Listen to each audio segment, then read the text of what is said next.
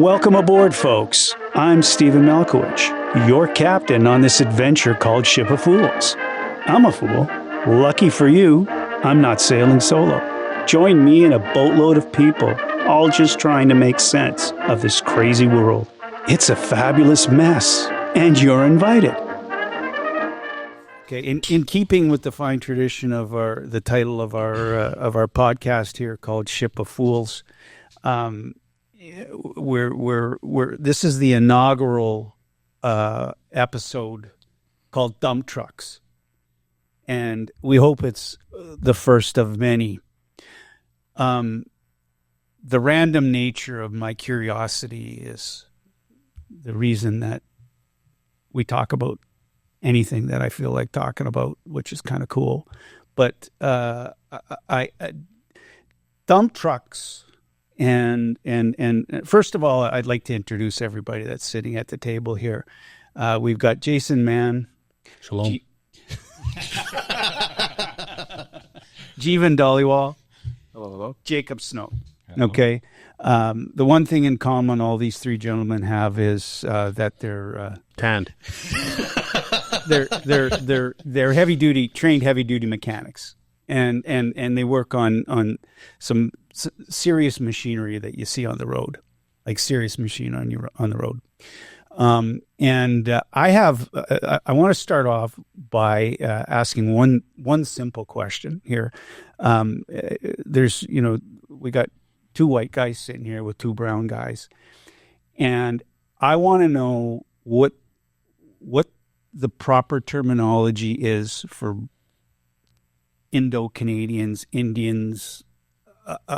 But I don't know what Brown, like Punjabi. It's not offensive. It's not offensive. Not like, is there like? We call him as we see him. White people are just bored, you know. They get offended about things for our behalf. So we're the only ones that are worrying about it. Yeah.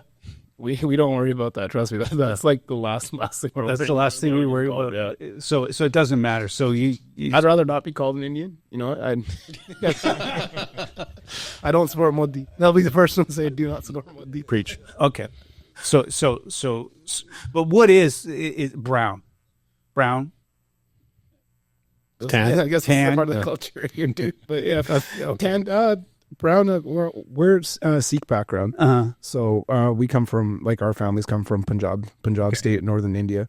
So we're a little bit taller than the rest of the Indian. Well, you're you're a monster. And for those of you that are listening, what are you? 6'8". 6'8". What are you? 6'1". 6'1". Jake 5'2". 5'2". 6'5" if you include the jaw bun. 1. You know, here we are. You got, like, what do you guys eat? A lot of chicken there, or what? What? My dad fed me a full McChicken when I was 8 months old. Yeah. So, like, literally, I got off the plane from India because I was born in India, and we got off the plane, and my dad just crushed up a McChicken in his fingers and fed me an entire McChicken at 8 months old. And you should apparently, like, the white lady across the table from us at YVR was like, "What the hell is going on here?" But you ate it. I ate it, and you know the growth hormones help for sure. You know, my dad's 5'10". Bullshit. The milkman might be taller, but okay. So that was the first question that I wanted to. So it's you say brown. well, you have to generalize at some point because you can't even use specific words. We're both from Punjab, but he's from one side and I'm from the other, and neither of us like to be associated with the other. We don't care because we're young. And so you hate each other. We're not other. past. Not really. Like his family thinks my family's stupid. My family thinks his family's stupid because we say salt a different way. Okay. So There's a river that divides us. Yeah. That's so. you say We're segregated, and then segregated on top of that. Explain that. That you say what? So I say noon. He says loon. Yeah. And then just that little difference, depending on your family background, someone will just look at you like you're an absolute moron. Depending on what side they're from. Like when we say children, he says jawak, and I say nyana, and that's why we hate each other. Like it doesn't have to be specific. No one hates a brown man like another brown man. This is true. Yeah, this is true. Okay. So let's move on here, and the second burning question for me here is that how come I never see and this is the theme of kind of the impetus of this discussion. Why are there no Caucasian dump truck drivers? Oh, they are. They're just too expensive. Small minority, very small minority. Okay, well, they're small minority, but why? Well, They're too the big expensive. reason is, I think, Indians will do it for Nothing. the pennies compared to the white guy, right? So it just comes down to And then the other big thing is, you can throw an Indian guy in an unsafe truck, and that's his only option. The white guy's going to say, I'm not driving this thing, right? They'll refuse unsafe work. The Indian guy's like, all right, I'll hire the next guy. really. I'll bring another one over in a sea can and won't say anything. We're gonna trap him by making him pay for this truck, and then his livelihood's invested in that truck. They'll scam him into paying the repairs for the truck, and that's how it is. Like it's just, and then the undercutting just makes everything worse and worse. So this has been going on since. It's really gotten worse in the last 15 years, but before that, even then, like at that point, they were just ignoring the maintenance to the point where it was like negligence, but not intentional. Mm-hmm. So it's intentional. Yeah. Now it's intentional. Yeah, now like the concept that most trucking companies that are, owned by Indian people go by is this truck doesn't need maintenance until the truck can't move anymore. That's when we'll change the oil, because this thing is broken to the point where it can't move. If it can move, it can make money. Or CVSE pulls you over. Yeah, in which case you're boned. Uh-huh. Yeah. Unless you're that one company that, we're going to name. Yeah, we're not naming companies because I like my job. Well, I can tell you, I have this. This is a true story. When they really started to clamp down on the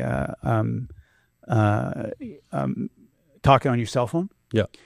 I was going over the Queensboro Bridge here, and I actually was not talking on my cell phone. I was looking in the compartment for breath mints, and I got pulled over going on to Stewartson Way by an RCMP officer who I almost hit. Like he just jumped out and he put his hand up there to swerve to miss him. I was pissed. Like I was really upset. And he said, "You're talking on your cell phone. You're talking." I was like, "I had my breath mints." So we fought. Like we had a verbal altercation, and and he wrote me up a ticket. And I went, "You know what? Fuck you. I'm going to court. I'm going to court for this one." And the court date, so I postpone it a year. And I normally they don't show up. And if the cop don't show up, it's good, right? Yep. That's not the case anymore. They actually do show up now because they pay him to go. Yeah. Well, it's even worse. They get to show up by video call, and I got to show up in person. Yeah. So I show up at 8:30 in the morning, and he goes, "You thought I wasn't going to," he said that to me, he goes, "You thought I wasn't going to show up." And I'm like, "Yeah." He says, "Look." And I could see this lineup starting in the courthouse. And all it is Indians behind there. And I said, "What are they all here for?" "Oh, no breaks." No, he just started listing off everything. And he looks at me, he goes, "That's just the cost of doing business. That's what it is." This happened to me, I'm going to say probably about 8 years ago, 9 years ago. And at that moment, I was like, "Oh, shit." Like, there's a lot of vehicles that are driving around that are unsafe, and we don't know the half of it. And the only time we find out about it is when it crashes, comes down the cut, or comes down 10th in Westminster and plows into Hume Park. So basically, you're saying that if somebody won't drive that truck, they'll find somebody else to drive. 100%. And is there? Like, is there anybody checking driver's licenses? Is there? Well, there's rumors about guys sharing licenses, especially the guys that run 24-hour shifts and whatnot. You never know. There's rumors, but nothing's ever been confirmed or whatnot. But Well, my uncle's confirmed it.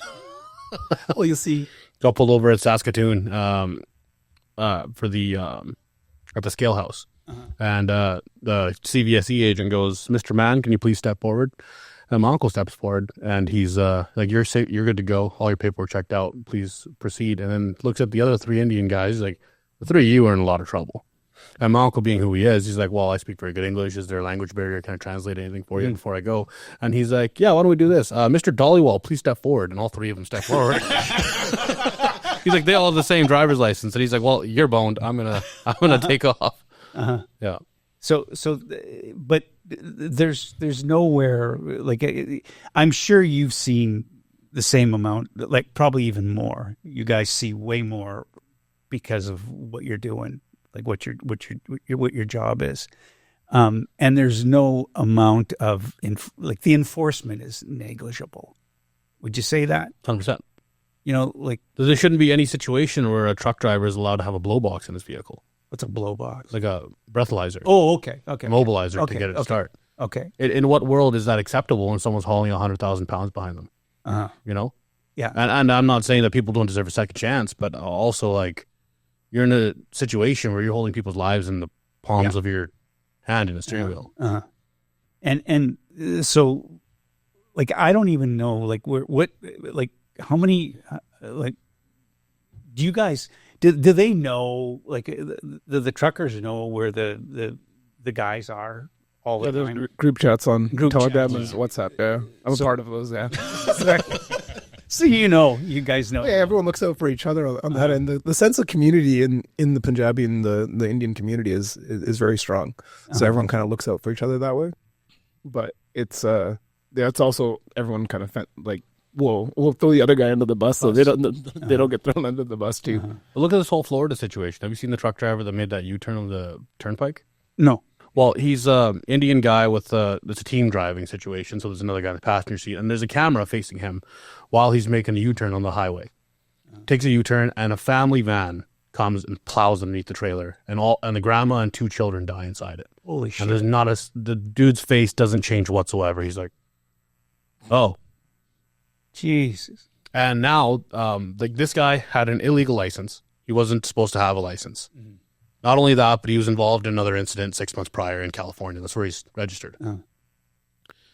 They wanted to arrest him and deport him, which rightfully he should. This guy is a criminal. This guy is... There was no remorse in this guy's face. And from there, the Indian community is rallying behind him, saying 1.6 million people have signed the petition as of yesterday, and they're trying to, like, let him off. And I say send him back. So that's even a discussion. Right? Yeah. There shouldn't be a discussion. There's video proof. This guy did it, and you can watch. He's like, You know, you see a ton of stuff when you're driving and like loads that aren't tied down properly, like 8 billion pounds of steel on the back of that, and it's swaying all over the place. You know, it's funny, but it's not, because people get killed. 100%. And you know, so you know, what's the solution to it? I don't think any of us have the real answer, but there needs to be some sort of governing body over load securement that not in a governing sense, I guess in a training sense. You know, like if you don't have, it's almost like you need a second license for load securement. You know, it's so the driver is actually responsible for what he's carrying all the time. Yeah, and your Class 1 license covers you whether you want to haul like produce inside a dry van or a reefer, or if you want to haul a low bed with a machine on it, liquid, milk, tankers full of gas. Tankers full of gas. Well, I think you need some sort of like explosive training for that, but that you need. Yeah, I think there's something involved in there. Those are only the best drivers on the road. All white guys, by the way. Yeah. I don't think I've ever seen an Indian guy behind a gas tank. You know what? You're right. I don't think I've ever seen an Indian guy Rightfully so, though. driving. It's literally a bomb, right? I would. That's Well, same with low beds. I'd be on a bomb. You ever see an Indian guy hauling a low bed? Maui. Yeah, well, he's one of us. He grew up here, you know. So when you guys there's, but the fact of the matter though is, okay, with more regulation, okay, you could solve one issue, but the other issue is that if the trucking industry stops, we stop. Yeah, like everything stops. There's no, we don't get any food. There's no gas. There's no Amazon. No Amazon. Yeah. Well, pretty soon that's going to be delivered with drones. Was telling this story before, on 200th I told you guys, seeing 2 tractor trailers and 2 dump trucks crossing over literally 500 meters before the exit to go east on Highway 1. Just another day on the Just highway. another day on the highway. Yeah. Just another, and racing. Yeah, Like the what interior. is it? The other question that I have is that with the dump trucks specifically, is there some sort of bonus that they get if they get there faster? Yeah, so they do on by the load. So you can be either hourly or on by the load. Depends on the company you're working for. So if you're on by the load, you get paid X amount of dollars per load that you do. Uh-huh. So it's like, say that a round trip for this X load is supposed to be 3 hours. So you're going to get paid 3 hours for every load that you do. So, Okay, so if you can do it in 2, yeah, you're going to do it in 2. So that's why you see them driving like drive like maniacs. So most of the transfer trucks you see on the road, they're paid by, and my belief, it should be completely illegal, because that's what encourages all the unsafe driving and all the chaos on the road right now, or is this on by the load stuff. And now these companies, because of what we're going through, like what the economy's going through, they know that they can stretch people. So they're taking a load that, I'll just say, there's this one load that my dad used to do. It used to pay, I think 12 hours is what the round trip used to pay, because it was all the way out to Hope. They cut that down to 9. So now that trucker has to take his breaks and do the rest of everything that else he was supposed to do. So in that load time, in 3 hours, like less than like. So he's you know, peeing it's in 3 the hours. truck and he's got his food. He's That's what they expect, but no, they won't even let you pee on site. That's the other thing. It's like you can't pull over anyone on the side of the road to take a leak. You can't do it on the sites, because the construction site will kick you off their site and then fire you. So they don't, because they don't want people peeing on the site. So it was because I guess some people have complained and whatnot, and yeah, public indecency. The construction sites themselves get in trouble. So it's a bigger problem overall, but it's chaos. The only way to put it. So there is an incentive to go as fast as you possibly can. So that's why you Depends on the company again. depends on the company, but I quite often see on Highway 99 here, like, dump trucks, like passing each other. Yep. And not just passing each other. I mean, Moving. Yeah. Moving really, really, really, really, really fast. And the thing is, like, that whole situation is why we've had to implement speed limiters on all the commercial vehicles. So there's governors on them? Yeah, as of January last year, every single vehicle over something like 11,000 kgs has to be equipped with a 105 speed governor. It's like, okay, so they can't go fast. That's going to be law in January. That was law as of January last year, 2024. Now, you can take the governor off though too. There's a way of bypassing it. You just use the cruise control on your truck. So you can't get to it with the accelerator pedal, but if you use the cruise control button on your truck, it usually bypasses it. It depends. Like I don't know if you've done a bunch of training on the Cummins, but on the Cummins you can program the cruise control and the pedal independently. So you can have them both set to 105, or you can, like, I used to work at XTL Transport as a contractor, and they had it set up so that the pedal was 100 and the cruise was 105 to encourage them using cruise for fuel economy reasons. But at the end of the day, nothing was illegal there, because that was before that was even mandatory. They had that set because across the board, most of these companies, when they're going across multiple provinces, have to appeal to the rules in all provinces. And at that time, it was only in Ontario, which is where they were based out of. So there's okay. That brings me to another question here. Provincial boundaries here, the rules are different in each province. Yeah, most of the safety rules are the same across the board, but there is a little bit of stipulation. Like in Alberta, the legal truck width is 9 feet, whereas almost everywhere else in the country is 8'6". So you have a trailer that can be legally sold in Alberta, but the second it crosses the provincial boundary, it needs an over width permit. And then you have, like, in Alberta, emissions deleting is completely legal, but everywhere else in the country it's illegal. So that truck can't cross the provincial boundary. They do, because no one really pays attention. But so what would be okay? you're talking about, so somebody brings a truck from Alberta over into BC. Yep. Okay. And it's, is it just a matter you get caught? Yep. If you get caught. If you get caught. Yeah. What would be the fine if you got caught? On an emission system, it's a big PP slap.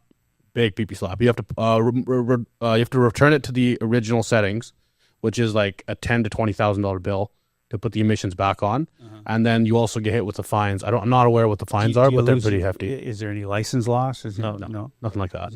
Well, deleting is not, you're not really harming anybody with deleting, to be honest. And especially with the cold weather and everything that we have here, deleting is a necessity. You get a way bigger PP slap for overweight issues. If you get caught overweight, that's a big no. Usually, I think it's by the pound, isn't it? Yep. Yeah. Like what are you talking about? I'll ask you this question too: of the amount of trucks that are on the road, I always see scales like they're closed. This is gonna sound funnier than I mean it to be. Okay. But if you see a dump truck with a guy driving with a turban, you can pretty much assume that thing's overweight. And I, it sounds funny, but I'm being completely serious. But honestly, at the end of the day, it comes down to the excavator operator, though. It's really not the dump truck. The dump truck. The onus is on the truck driver, though, right? Like he's supposed to sit there and watch them load. No, the overweight goes to the company that loaded them. It doesn't go to the dump truck driver. That's not true. Most of the time, yeah. They can put it that way, but it's the driver's responsibility to know what's in his vehicle. That is true. That's like a pilot. They'll usually the fine gets forwarded to the company that loaded them. In my but aren't you okay? Let's talk. Your father owns a dump truck company, right?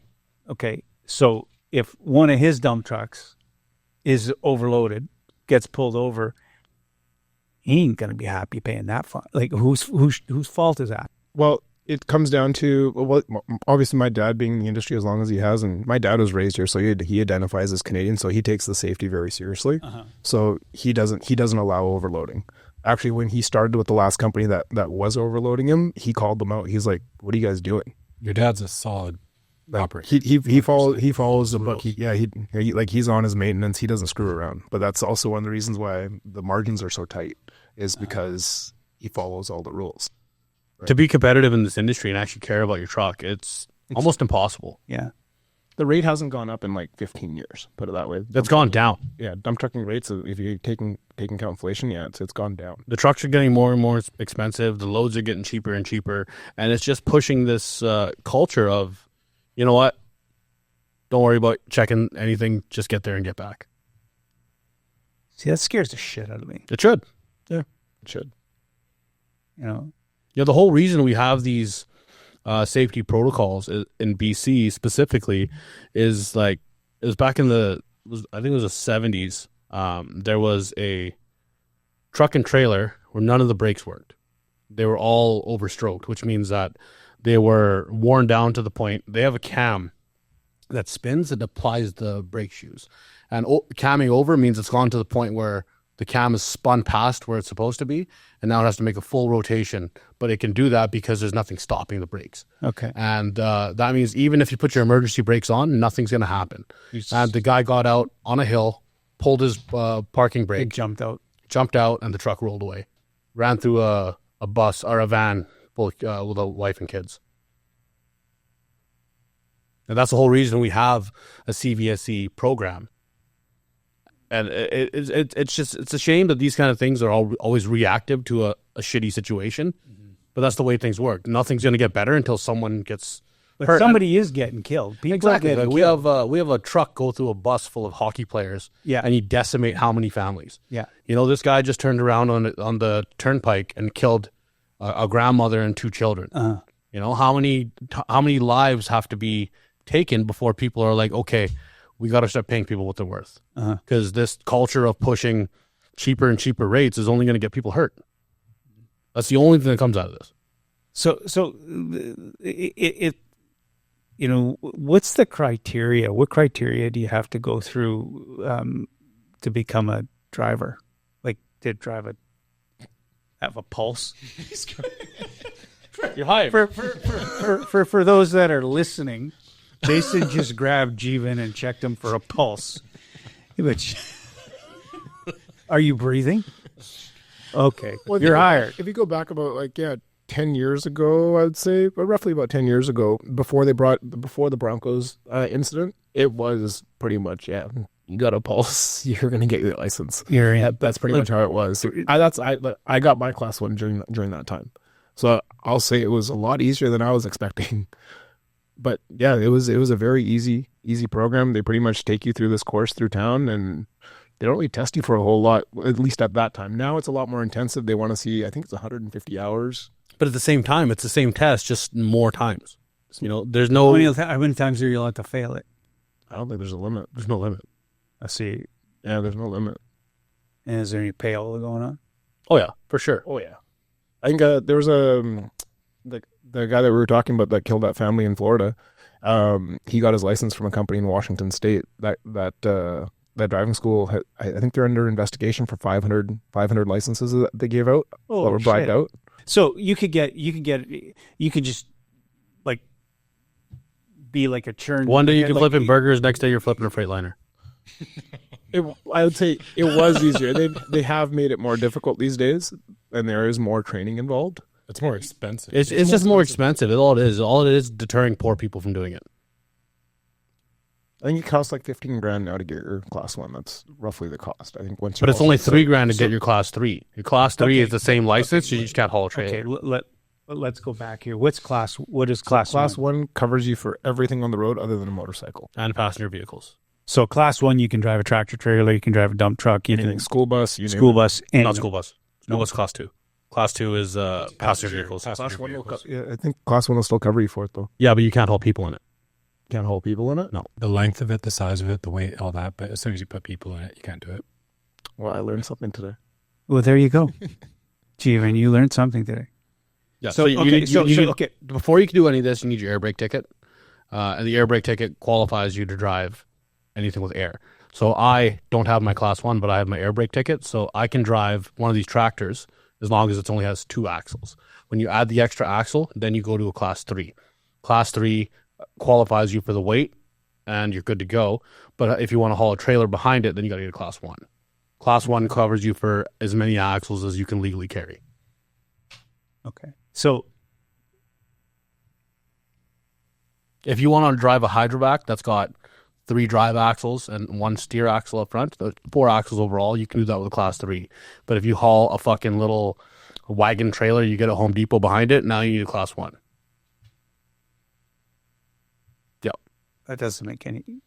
Unless you're driving a motorhome with a huge trailer. Yeah, in which case you can haul an excavator behind it. No one's going to give... Yep. So those hydro trucks were the ones you were showing me. So to drive those Yeah, that would be a class 3.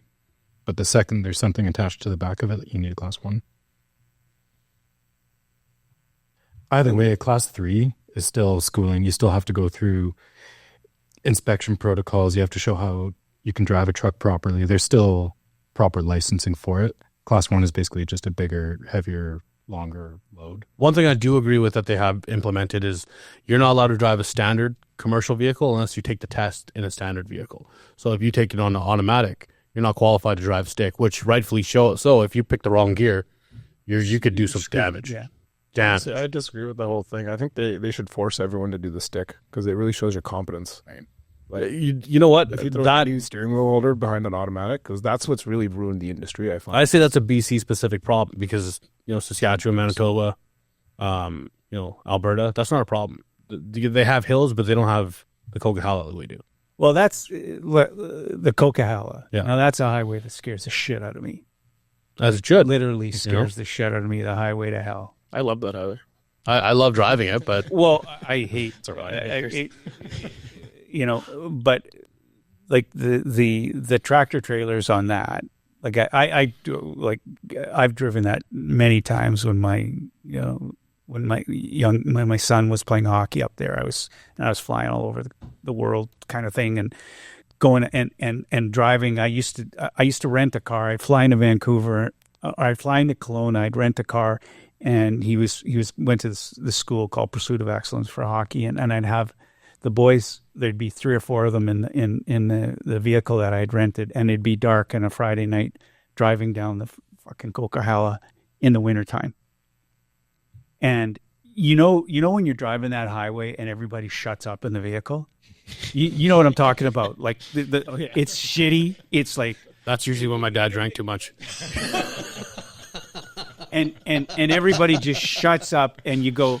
And your hands like are gripped on the steering wheel, and you can see tractor trailers behind you. And if they hit you, you're dead. They may survive, but that would, and you get caught in ruts and shit like that. And there was on more than one occasion, I would say, Jesus Christ, somebody say something, because it was like there's no radio. Yeah, you couldn't get any and it's just quiet and dark and icy, going a million miles an hour down a hill, going, fuck, we're But now you have these fucking morons parking on the runaway lanes. Yes. Nothing drives me up the wall like that. That's this is one of those situations where you're going to have a truck and trailer come barreling down and plow through this family posing on a runaway lane to actually have the point driven home that you can't fucking do that. Okay. That's an interest, because the last time we drove up, so people are parking in the they're parking in the runaway lane. And it's not just people. Like, I've seen police cars pulled over there doing radar traps, and like your fucking speed ticket is not worth your life. I've always had a question about that, because sometimes you see tracks going up there, which means that means someone fucked up. They picked the wrong gear, the brakes are cammed over, brake fade, whatever the situation is, something serious happened.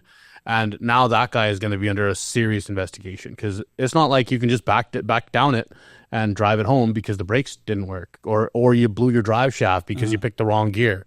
Yeah, I've always wondered about those runway lanes, but I've never seen anybody parked. It'll be the scariest day of your life when you see it happen. Yeah, I've seen it on Highway 3 a few times. I drive Highway 3 like multiple times a year. You'll see people in that's a shit highway. I would never ever drive that highway. I love that. That's actually probably my favorite highway to drive in BC. In a pickup truck. Yeah. In a pickup truck. Let's specify. Yeah. In the summer. I drive in the winter. I've driven in the winter. I enjoy it. I'm a season pass holder at Manning Park, so I was up there. You're nuts. Both times twice a week. That's. I do all my maintenance, so I'm. The tan is perfectly cosmetic. Like, no, for me it's like. When I know I'm going to drive those highways in the worst of the worst conditions, like I spent $5,000 just on the lights on the front of my truck so I can see where, because I do drive. But not only do you have the lights, you have the skill set to drive in it. You make sure your truck is up to par. You got the 3-peak winter rated tires. You have good tread on them. You make sure that your truck's in 50%. Exactly. And when my tires hit 50%, I replace them. But you represent like maybe 10% of the population. I'd say less than that. Or 5%, 2% that give a shit when they're going. But my life is in my hands, literally. It's like, what's between me and the road? I want to make sure, that's a crucial thing I want to touch on right there, is the difference between an automotive retail customer and a commercial retail customer. Mm-hmm. By law, every vehicle in BC over a certain weight has to be commercially inspected every 6 months. Mm-hmm. There's no rule for that on an automotive vehicle. Is that actually air care went away? Air care was a fucking joke anyway. Well, it was. No one was checking your tires on air care. No one was checking your suspension. So every 6 months, this commercial vehicle has to be inspected. They go through it from tit to taint, and they'll make sure that the tires are good, your suspension's good, your brakes good, your steering's good, your engine's good, your transmission's good. Well, they won't do health checks, but they'll do a basic inspection.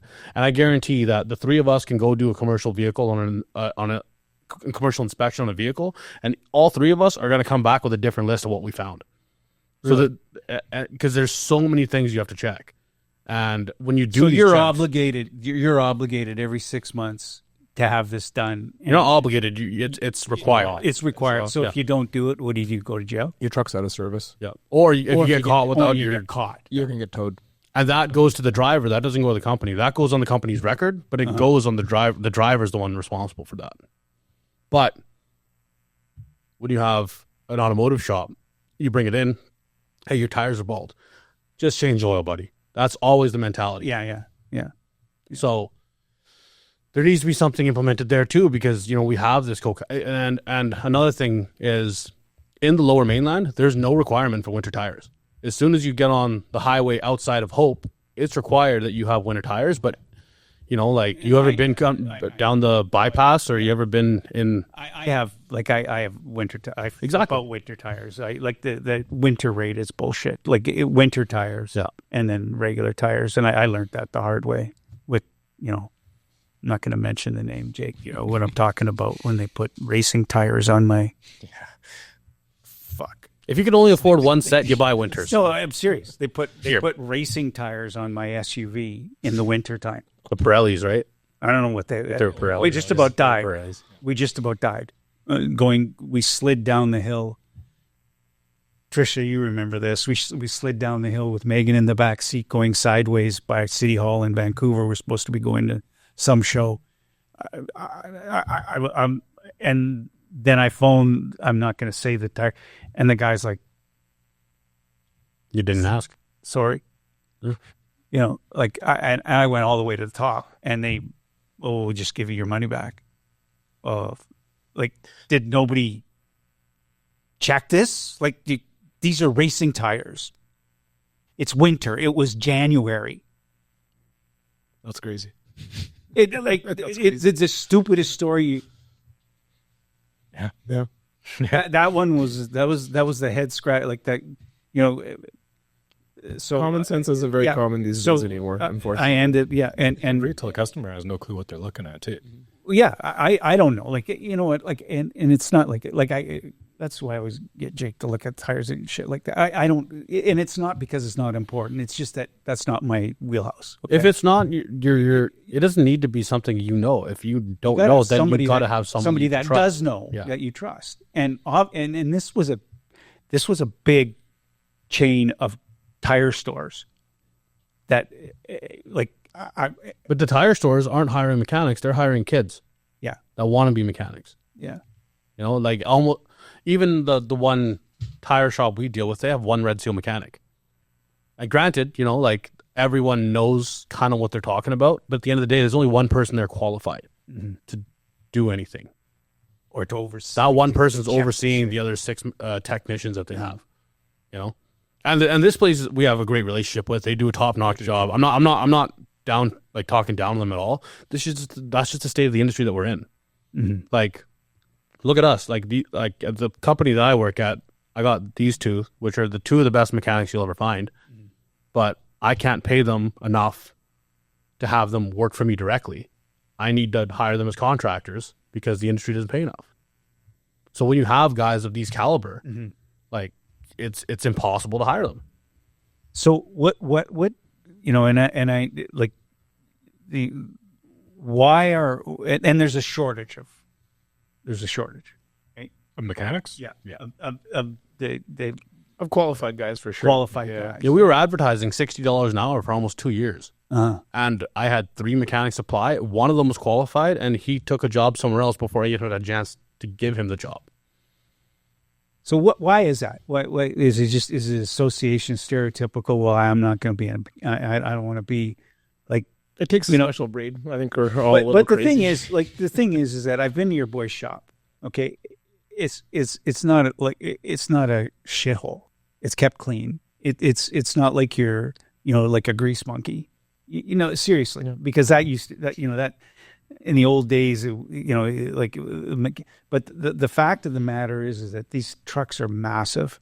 They require some knowledge. You can't be an idiot. Number 1, driving them. Number 2, inspecting them. Number 3, fixing them, because there's a lot of shit that can go wrong. And it is I liken it somewhat analogous to an airplane, but it's worse because an airplane can just crash. Okay, and there's no pulling over because the check engine came on. Exactly. A truck can lose its load and cause carnage and shit. And I don't like driving through the mountains here. There's tons of shit that can happen. Whereas in a plane, you're just gonna crash. Like, I'm not to dispel a plane crash being an okay thing, but there's a lot more at stake in the trucking industry than there is, because we rely so much on the road. We rely on the movement of goods. And, 99.9% of people really have no clue about like where their shit comes from. I learned this when I was, I ran a company that was an agricultural media company. 99% of people have no clue where their meat comes from. They have no clue where their vegetables come from. They have no clue. Well, pretty soon it's coming out of a tube. Hey, support farmers, 100%. Support farmers. Support farmers. But the thing is that this is one of these things that I've always been curious about. I moved out here in 1994, and the one thing that's been a constant is, I can tell you, I've had probably 16 my windshield chipped by 16 different dump trucks. And one was so big that I almost mashed through my windshield. But, and Jake, I remember you telling me the size of some of the rocks that can get caught in there. That's another thing. That's another issue. Yeah. That, is that not preventable? To a certain degree, obviously, something like that's never going to go away, especially when the whole top of the truck has to be open for loading. But in these safety inspections, theoretically, you should be checking the gap on the tailgate to make sure that it's within your margins. Mm-hmm. And another problem is, I'm not going to generalize and say that Indian shops are the only places that generalize. Go ahead, generalize. Just fucking push the garbage through. But there's plenty of places. There was a white shop we were taking our stuff to get it done because we had a fleet of junk.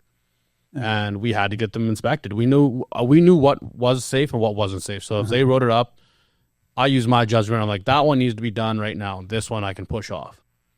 But for someone who doesn't know that, it's all getting pushed off. I don't need this because the truck's still rolling, Yeah. And the shops need to be held accountable for that kind of thing. And there's a lot of onus on the dude doing the inspection. I myself was a commercial vehicle inspector, licensed. Jacob, you had yours too, right? I still hold mine. Yeah. So when we do an inspection, it's our name going on that. We're liable. Yeah, it's not the facility, it's the guy. So when you have a Red Seal mechanic and he's working at one of those shit house shops, there's a lot of pressure to get this done. And even at one of the better shops that I worked at in my career when I was an apprentice, they had me doing inspections because they were so competent in my skills as an apprentice. They're like, all right, Jason checked it. I'm going to sign off on it because I'm confident that he knows what he's talking about. Okay, let's segue into here. What's involved in if someone was listening or watching this, what's involved in what's the process to becoming you get a Red Seal, right? Your Red Seal This is one of those things that differs by province. So I've been licensed inspector in BC and Alberta, and in BC, you have to go. It's pretty much a 3-day course where they teach you how to do an inspection, which realistically you shouldn't need to do if you're a mechanic. If you're a mechanic, you should know everything you need to do. Okay, let's back up though from there. Let's back up and say, starting. Okay, you decide. Listen, this is something that I want. I want to be a heavy duty mechanic. Okay, where do you start? Just like how we started. Well, you either get a job or you go to school for first year. Okay, so where you? Well, we all met in pre-apprenticeship. Let's pretend I don't know anything. So we're for myself, I've always been. I grew up around. I grew up on a farm, so farm equipment. That was it. Kind of learned. Grew up. Let me guess. Was it a blueberry farm? Blueberry and raspberry, and also orchards in the Okanagan. Who'd have thought? A little bit of everything, but yeah, no. I'm getting lost in my train of thought here, but we're talking about the pre-apprenticeship program. That's actually where we all met. That's how we know each other.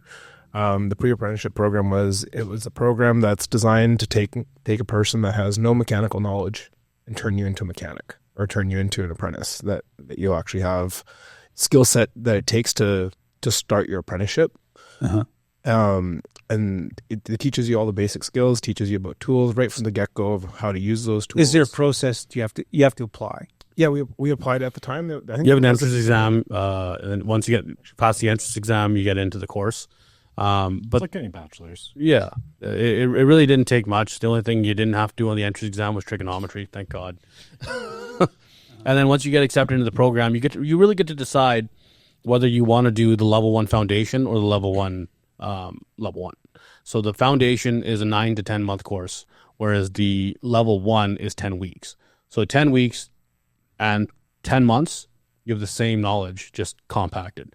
So Jeevan and I, when we started, we already had on-the-job training because we were level 1 apprentices before we got there. We had jobs at different truck shops because of our relationships and our families. They got us jobs somewhere else so we could change oil, understand how brakes work. We got an understanding of how the truck systems work before we got to school. So theoretically, we could have done the 10-week program because we knew how things work, but you get a better understanding when you break down that same knowledge over 10 months, obviously, because you have more time to soak everything up.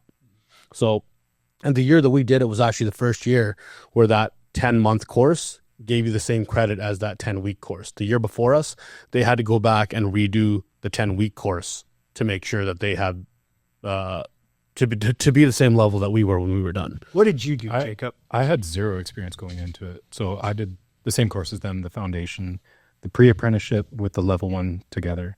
I knew nothing going in, and coming out, I felt competent enough to at least work. But that being said, there was a couple people pushed through where you're like, I wouldn't trust this guy to fix a fucking sandwich. Yeah. Uh-huh. After that, you have 3 more levels, depending on where you're going. Level 2, level 3. If you're in Alberta, Jason could speak better on that, but at least in BC, your 4th year, you can become an on-highway technician, commercial transport technician, or you can go the off-highway heavy equipment technician. I did off-highway excavators, dozers, that type of stuff. Because I'm going back on my. You finished, and then did you go straight up to Site C? Right after I got my journeyman ticket, yeah. Yeah, you went up to Site C. How long were you up at Site C? Too long. Any time was too long. That was a short stint. That was 2-3 months. Long enough. Long enough. And what were you doing up at Site C? Like you were mobile mechanic working out of a truck, and they were laying line. Yeah, I was working with a company that was doing the transmission lines. So basically everything from the Site C dam that was being built to wherever those lines were going to. I don't really remember. So I was going through the Rocky Mountains. I was going through wherever those power lines were going to be going. Mm-hmm. The companies before built the roads. We were going down roads that didn't exist before. So I was maintaining all of the power line equipment that was needed to build that.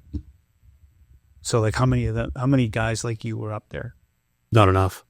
We have 3, two there at the same time. One guy was on rotation. Uh-huh. Yeah. And so you're up there, then you came back. I'm trying to remember. You came back, and then you eventually ended up in Puerto Rico. Mm-hmm. How long were you back here before you went to Puerto Rico? Year and a half. And what did you and who did you went to Puerto Rico for? How long were you in Puerto Rico for? 2.5 years. 2.5 years. And you went with a Canadian company. Yeah. And what were you doing there? I was helping with the transition from a government entity to a private entity for the power. Their power grid. Yeah, the power grid. Kind of like BC Hydro, but in Puerto Rico. We didn't do anything that was with power generation. So they had gas burners down there. You could call it nuclear, where we use dams here. No, not down there, but any other places. Like here we use dams. Places in the States use nuclear. Down there they're using very cool. Gas. Yeah. Like natural gas. And it's constantly going down. Yeah. Lovely. Yeah. But the company I was working with, they did all the transmission distribution, just not the generation. But there was 2 companies that helped form the existing company now that took over what used to be the government. And the first company that got it turned it into a shit show. Like it was a shit show when you guys Like Puerto Rico turned into a shit show. I don't know the details on that. We could say that. Like, yeah, I did. Tony had floating massive garbage. But the thing is that you came in, because I remember hearing from you and you saying that, you know, the first thing was like going out and finding abandoned trucks and shit like that. Yeah. And, No, okay, that story there, when we first got there, one of my first jobs was to drive around the island going to any location that we knew about to try and find these trucks, because a lot of the guys, when a lot of people lost their jobs, a lot of people lost their retirement funds, they were pissed, and rightly so.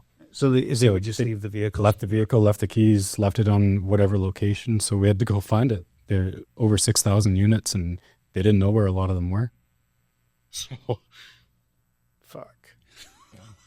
That's not a unheard of story in our company either. Like, okay, Jason, tell us. I've heard stories of our company is going through expansion. And at the time, they're buying up companies in the States. Mm-hmm. So they bought up private companies to expand their footprint over the States. And what they did is they obviously bought the private company. But the private company was run like a fucking mom and pop shop, because that's what it was. Mm-hmm. So this guy wouldn't give out bonuses. But when he was done, you can keep your truck. You've been with the company for 20 years. That pickup truck you're driving, it's still mine, but it's yours. You're retired. Keep the truck. I'm going to keep making the payments on it. Until this truck is blown up, it is your truck. Then he sold the company. Now you try going up someone's fucking driveway in Arkansas, I tell him that truck is mine, because you got to recover that truck, because now you own it. Yeah, wave from the gate and see what happens. So you got to go down this list of vehicles that's 800 to 8,000 vehicles long, depending on which company you bought. Yeah. And, you have to figure it out one way, because now you're legally responsible for that vehicle. If that guy takes that vehicle, and you don't know this guy that, worked with the company for 30 years, he could very well be a drunk. If he gets fucking piled and runs down a family in it, it's your truck. What's he doing in your truck? Does that happen here? No, this is in the States. But that doesn't... I haven't seen of. I haven't seen any of that up here. There is a couple of dicey things I've seen, but nothing like that. Okay, so back to the school thing, the educational process. You go through, like, you at the company that you're at, you're actively recruiting all the time. Is that correct? Not anymore. Not anymore. Not anymore. Now that I got the dream team that I've assembled, now we're copacetic with what we got. Uh-huh. Until we expand some more, we're not looking for anyone else. Okay. And so how many operations, like the trucking business kind of it operates in an opaque kind of way. Like nobody, like, how do I put this? Nobody knows actually how it works unless you're in it. Really. That's fair. I mean that. Like I didn't know, like, that, like, whose responsibility is for the load. I didn't know that. There's a lot of things. There's a lot. I would call those they're nuanced things, but they're actually not. They're law. And so when you guys with the stuff that the shit that you see, like the stuff that you see. When you see something that's just, you're going, what do you do? Well, we fix it. No. I'm saying, like, you don't. You see something on the road, or you see. All you can do is call CVSC and report it, and hope that they find them in time. Because if they don't see it, it didn't happen. Report the NSC number. If you see something unsafe, look for the NSC number on the side of the truck and you report it. So that the public, if they see shit, because the public sees shit all the time. Yep. Like, for those of you around the world that are listening or watching this, we are located in the Lower Mainland in British Columbia, and just down the road here, there's the Highway 91, we're Highway 99. I think every couple of weeks there's a tractor trailer that flips over. It's happening more and more often, especially on Highway 1 with all the traffic and the expansion. And, you have flowing traffic. All of a sudden, you come over a little bit of a hill, traffic stopped. You know, like at that point, there's nothing you can do except for hammer on every single braking system you got and pray to God you stop. So just a simple question, like from a dummy sitting here, just curious. When a tractor trailer, and it's usually a tractor trailer that I see taking the clover leaf going around, do they not understand what the load is and the bearing weight? Like when that gravity is going to, like, are they just like it depends on the caliber of driver at the end of the day. Like we hire pretty decent drivers where I work, and you still have to explain to them pretty regularly, you know, what the load weighs. A lot of them need reminders pretty regularly, but that's the difference in someone who, like, when you're on that like middle ground, the difference between a good driver and a bad driver is the ability to ask the question. If you don't know, there's nothing wrong with saying, "Hey, I need help." You know, questions every single day from our drivers asking if something's safe or not. Like when they don't know, they come up and ask. Like I believe we have pretty competent drivers. Yeah, 100%. It is very difficult sometimes when you go, "Hey, like you should fucking know this. Why don't you know this?" But at the same time, you don't want to deter them from asking next time. It's better that they ask. Yeah, it's better that they ask. But sometimes it's like, "Yo, this is very, very remedial. This should be a requirement for you to get your license. How do you not know this?" But at the same time, like people forget things. You know, like we learned all about pretty much everything when we went to school. I couldn't tell you the fucking regulations on a propane system in a vehicle because I haven't worked on a propane system in close to 15 years. But if you were, you'd know. Exactly. Or you know how to look it up, or you know who to ask. You know how to do your Can I get another? Scratch Can I get another water? GT. Another GPT guy. If so, Guys, offers are open. I'll take a want beer a too, beer? please. Yeah. Trish, can we? Okay, yeah. We're not talking. Important too. Yeah, we need. There's a beer right beside you. Okay, that's good. That's good. Let's go. The other side of the things too, it's not always 100% on the truck driver that's in the wrong. I see every single day people in passenger vehicles cutting off trucks, not knowing how long it takes for them to stop. They don't know where the truck blind spots are. Like, I try my best not to drive in the back corner of a center truck because they're not going to see me. If I'm going in front of them, I don't go right in front of them. I make sure I have a decent enough gap that if something happens, I slam on my brakes. I'm not going to get rear-ended by this truck. That would be my fault because I didn't leave him room. You know? Is it okay? Another question here. Going through the Massey Tunnel, is it mandatory for tractor trailers and big rigs to stay in the right-hand lane? Yeah. No, in Massey Tunnel it is. Yeah, the Mass Tunnels? So in Massey Tunnel it is, and you can't transport dangerous goods through it. See, I call bullshit on that because I see tractor trailers going in tandem through that tunnel a lot.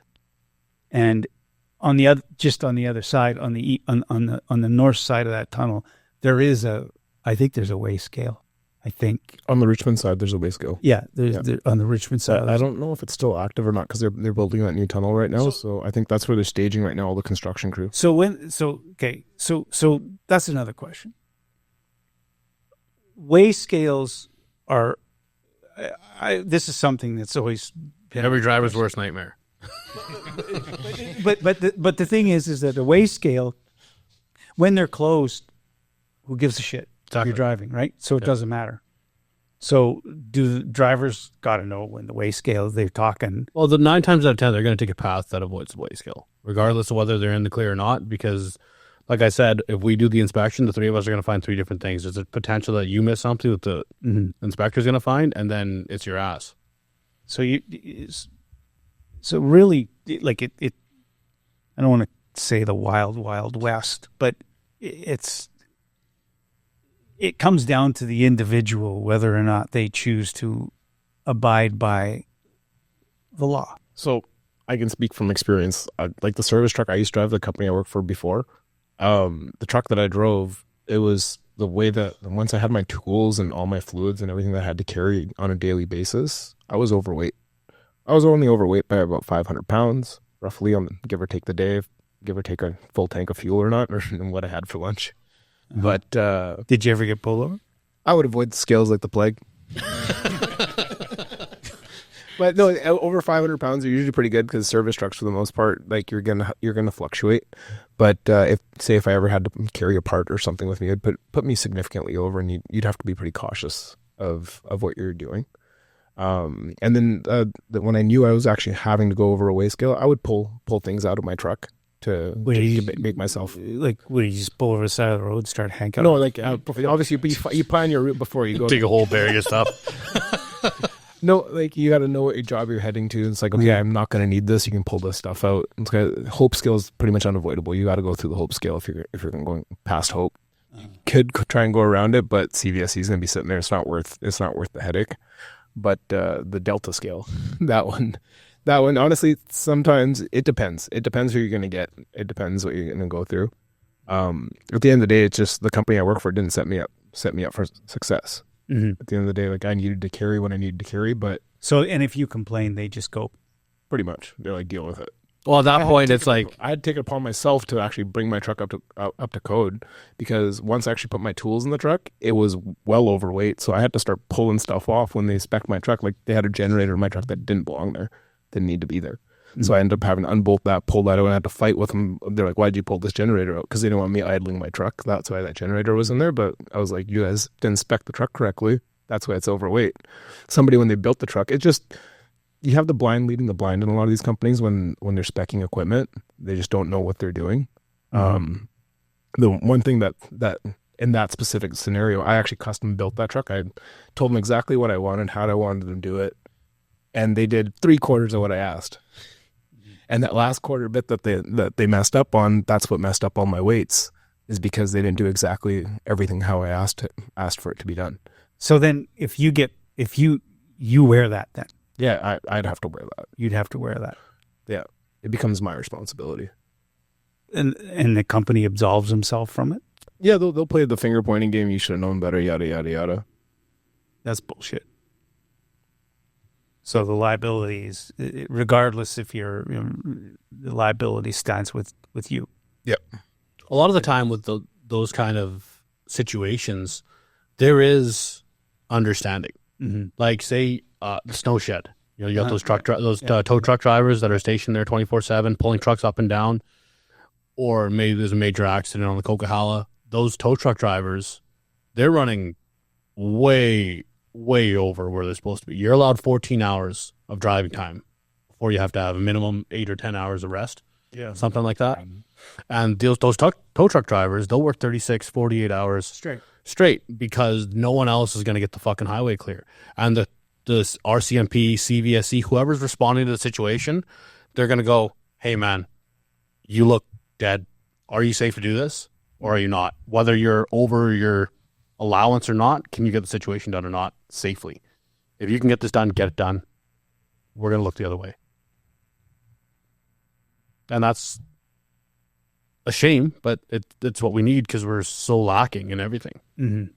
So there's no like the CSV, CVSE.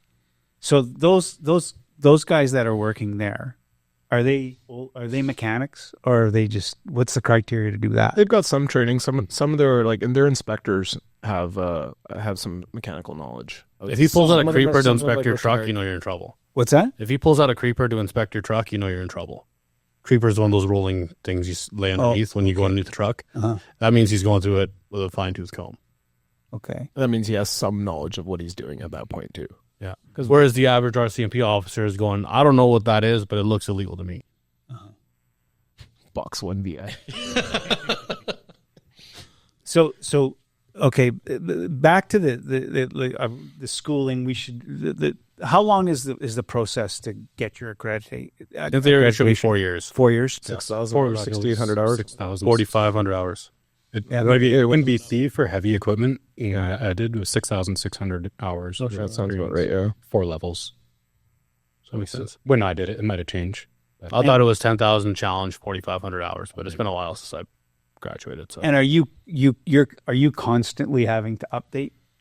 No, once you got it, Once you got it, you got it. It's like a motorcycle license. I'm not too sure about the You're 15. inspector's ticket. Inspector's ticket, you just need a red seal. So in BC, to get your inspector's ticket, all you have to do is have your red seal and a valid driver's license. You take the course. It's 2 days plus a third day of test, and then you got your license or you don't. And then in Alberta, it's different where you need your red seal exam, but there's no test. You just have to do a criminal background check. And if you pass a criminal background check, you automatically have your license, which is how it should be. Because in theory, if you're a mechanic, you shouldn't need some dude who sits behind a desk to teach you how to do inspection. The course is more so teaching you how to look up things in the safety manual. If you don't know the certain spec that's going to call it out of service or a caution or whatever, can you properly look up what the spec is? Mm-hmm. Can you fill out the paperwork properly? The inspection forms that get sent over to Victoria, do you know how to fill that out properly? Are you putting in the proper brake measurements? That type of stuff. They're assuming because you have your red seal that you're mechanically competent. The one thing I do agree with in the BC way of doing things when it comes to the commercial license inspector or commercial inspector license is they really drive home the liability of just passing things along because you don't want to do it.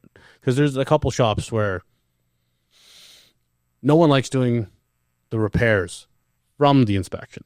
You know, if it's an ugly job, a lot of time you call it, you fix it. You call it, you fix it. You know, if you don't want to do the job, fuck, this thing's a pass. I'm not fucking touching that. Really? Yeah.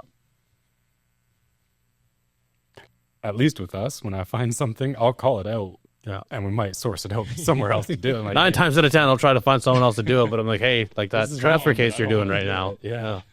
Hey, we got no one else. Everyone told us to go fuck our hat. So you're doing this job in house, buddy. I appreciate it. You stick it up. Take the time you need. So but overall, like I know your shop, you say you're not hiring, but overall, this is an industry, like the industry that you guys are in and what you're doing, there's a demand for heavy duty mechanics. Yeah. There is. And there never won't be a demand. Yeah, well, because we rely on every transportation. We move goods. Yeah. That's what we do. Everything in this room here was on a truck at one point. Yeah. Yeah. So and is there like it and that falls under, I guess, provincially it would fall under the Department Ministry of Transportation, right? No? Provincially, it's provincially it was transportation. Yeah. And are they actively recruiting? Like no one's recruiting anyone. No. Independent companies are recruiting their own guys. That's it. Yeah. Sometimes you get the occasional ad. We're hiring mechanics, but you're pretty much. It's got if you need guys, you're going to big, train your own big guys. lady holding a wrench, or it's got some dude holding a pry bar has no idea what they're doing with it. It really doesn't inspire confidence, right? The other problem in this industry right now is too, like a lot of these, I'll call them out, the brown shops. They're forging people's hours, right, to get mechanics through the program faster, so they can do those inspections. So they can do those inspections, so those mechanics can get their tickets. Like people are forging hours. That's a big problem in the industry right now. People are just paying off these shops that have their qualification to just write off, oh yeah, got X amount of hours, and the guy can go get his red seal like 2 years sooner, 3 years sooner. Mm-hmm. And so like there's no like I'll use the term whistleblower. You see shit like that. If you stick your hand up and say, "Hey, man, this is bullshit," like you're ostracized by the community. Yeah. There's so much of it going on. It's hard. It's very hard. It's probably one of the hardest things to be able to track and like actually like stay on top of is that the forgery. But the nice part is the red seal exam that you have to do is. Well, the thing I actually like about it, I say it's more of an English test than it is actually. It is like honestly, that's the way I look at it. You really have to have a competent understanding of the questions when it's asking you. So even though you can have your X amount of hours, like you really have to know what you're talking about when you're doing that test. You can't forge the schooling side of it. Yeah, you can. Well, you can the schooling side, but I find the red seal test. Well, the problem with the red seal test also is like everyone will be getting the questions out eventually. Like, there's no limit on how many times you fail the red seal test. That's the other thing, right? You think Goldie that can't speak English? You know, you think he passed the exam on his own? You're allowed an interpreter. You're allowed an interpreter. Yeah, an interpreter means whatever the fuck you want it to mean. It doesn't mean translator. It means interpreter. That shouldn't be allowed, in my opinion. No interpreter should be allowed. 100%. Well, no, it shouldn't be. I agree that everyone should have a fair shake, but fair means if you want to do this, go get some fucking English lessons. You know, you can find ways to make money.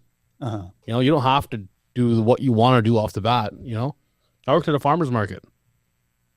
Yeah. I wanted to be a mechanic. I worked at a farmer's market. My mom helped me with the school the first year. After that, it was all me. Yeah. Yeah. So we have non-English speaking inspectors, drivers. It's just It's a shit show. it's a shit show. Yeah, the only way to put it, it's a fucking shit show. It's a shit show.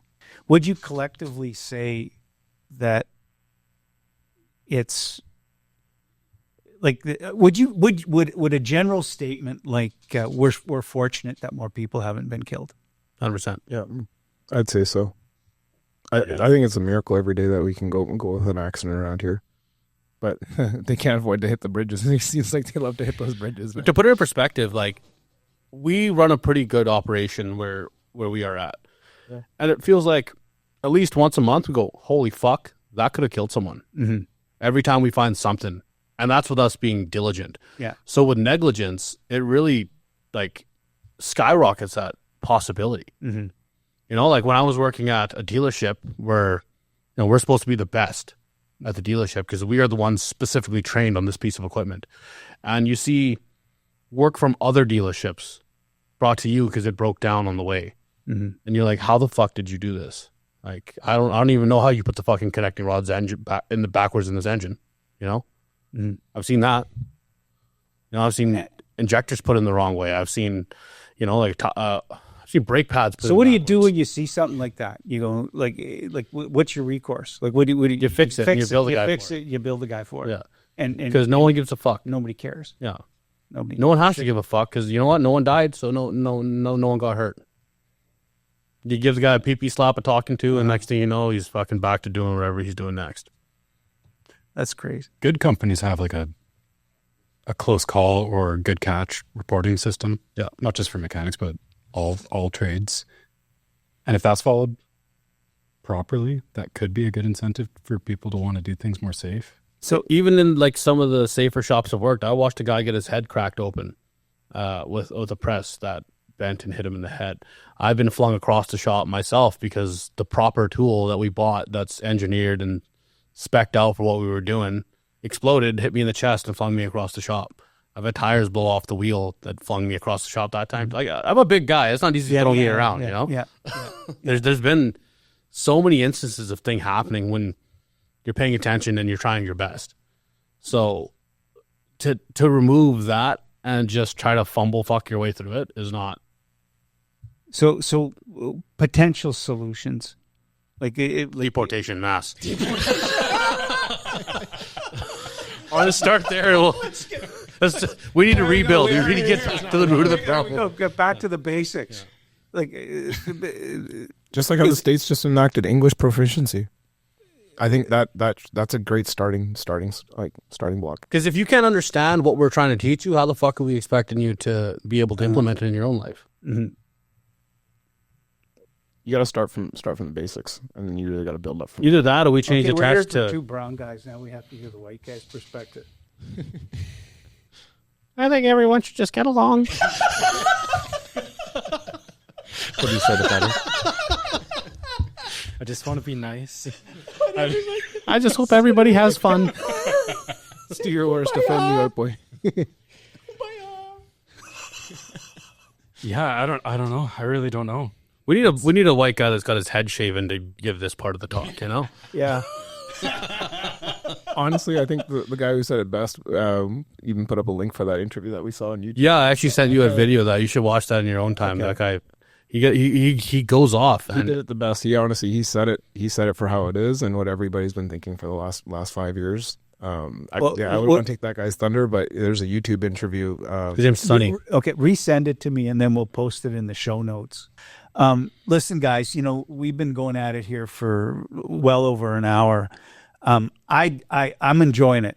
I'm enjoying it, and I would like to make this kind of like a, every couple of months sit down and talk about the state of the industry and what's going on and that kind of stuff. And I have a lot of things that I see when I'm driving, because my commute is relatively easy, just straight down Highway 99. But there's the shit that I see, like, it's when it's a nice sunny day and somebody's plowed in, gone right through the ditch into the other side with a dump truck and a minivan, and I go, what happened here? Like, what were you thinking? It's like the roads are insane. Every week, I guess there's a lot of garbage thrown out along Highway 99 all the time, because I always see the same. Anyway, that's fodder for another discussion. I would like to thank Jason, Jeevan, and Jacob. Guys, I'd like to thank you very much for taking the time out of JJ's pod. JJ's pod, that's right. And guys, I can't thank you enough for coming out on a Sunday afternoon, because it's a beautiful day out, and this has been a ton of fun, and we'll do it again. Okay, boys? And I encourage everyone to subscribe too. Okay? So thank you. Jeevan. Thank you. Jacob. Thanks, buddy. Appreciate it. Okay. Cheers. That's a wrap. Cheers. You may be asking yourself, what's any of this got to do with me? Absolutely nothing. Until next time.